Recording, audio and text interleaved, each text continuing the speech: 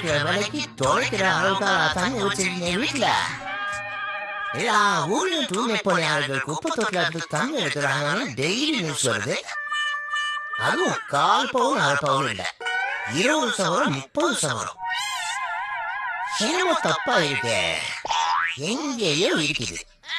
நான் தான் டெய்லி ரோட்ல 4 பொழுதும் சுத்துறேன், குப்பை தொட்டில தான் காலையில சாப்பிடுறேன், அங்கேயே ஒத்த கால ஊனுக்கும் அடிச்சுட்டு வரேன். நம்ம கண்ணுல சிக்க மாட்டேங்குது, அவங்க கிட்ட மட்டும் எப்படி? இந்த ஊர் கேள்விதான் என் மண்டக்குள்ள ஓடிக்கிட்டே இருக்கு.